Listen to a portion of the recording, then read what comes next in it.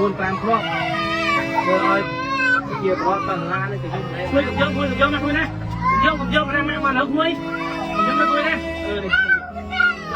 nè nó bị cô nè mà cho cùng dông khui nè cùng dông khui cùng dông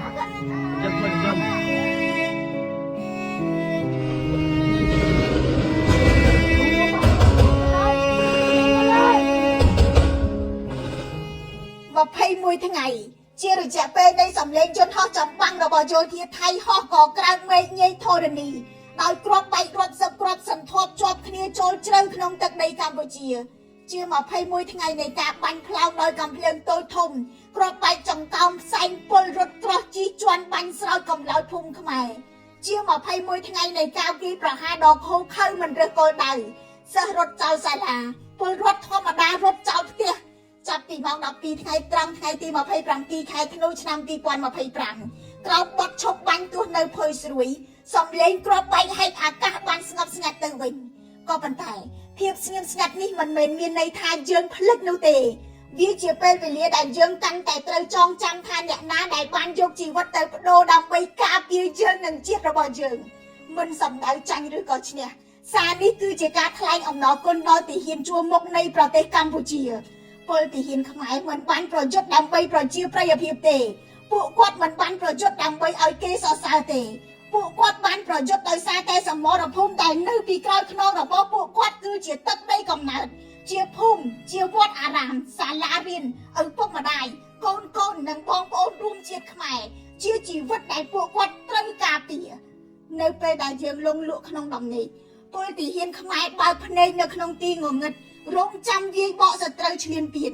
ពួកគាត់តស៊ូនឹងកំភ្លើងធំវាយតាមជើងគោកយន្តហោះចំបាំងនឹងដ្រូនវាយតាមអាកាសងាវវាផ្លោងពីជើងទឹកមានពេលខ្លះខ្សោះកម្លាំងកាយនឿយកម្លាំងចិត្តក៏ប៉ុន្តែពួកគាត់មិនបោះបង់ចោលជាតិរបស់យើងម្ដងណាទេ21ថ្ងៃពលទាហានមួយចំនួនបានបាត់បង់ជីវិតព្រាត់គ្រួសារជារៀងរហូតខ្លះមានរបួសជាប់ស្នាមដៅជាប់រាងកាយមួយចំនួនទៀតជារបួសដែលមិនអាចមើលឃើញរបួសនៃការបាត់បង់ញាតិទោះយ៉ាងណាពីមួយថ្ងៃទៅមួយថ្ងៃពួកគាត់បានបន្តឈរដោយសេចក្តីអង់អាចក្លាហាន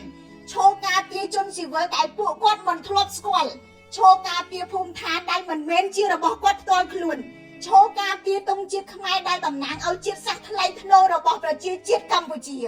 ប្រវត្តិសាស្ត្រនឹងចងចាំការពិតនេះនៅពេលដែលប្រទេសកម្ពុជាត្រូវបានគេឈ្លានពានទីហ៊ានរបស់កម្ពុជាមិនបែកបាក់មិនចុះចាញ់ស៊ូបាត់ជីវិតខ្លួនឯងមិនបង់ជីវិតជាតិនៅពីក្រោយជួរមុខក៏មានកម្លាំងជួរក្រោយរះគ្រប់ឋានៈមិនគិតបុណ្យស័ក្តិមូលផ្ដុំគៀកទាំងថវិកាស្បៀងអាហារសៀវភៅសិក្សាជួយទាំងជួរមុខរំលែកទាំងទុកនៅជួរក្រោយ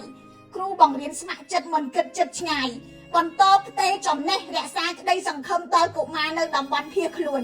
ចំណែកវិចិត្រករចង់ក្រើនរលឹកការឈឺចាប់ព្រួតគ្នាគូរៀបរាប់ពីទុក្ខវេទនារបស់ពលរដ្ឋកម្ពុជាក្នុងសឹកសង្គ្រាមឈ្លានពានរបស់យោធាថៃនេះគឺប្រទេសកម្ពុជាដែលបានផ្លាស់ប្ដូរទៅជារូបកាយតែមួយចង្វាក់បេះដូងតែមួយគោលបំណងតែមួយយើងត្រូវតែបន្តរួមគ្នាដើម្បីជួយប្រទេសជាតិរបស់យើងឲ្យខ្លាំងនៅក្នុងគ្រប់វិស័យខ្មែរខ្លាំងគេខ្លាចខ្ញុំរស់សុធាពី News Today NTTV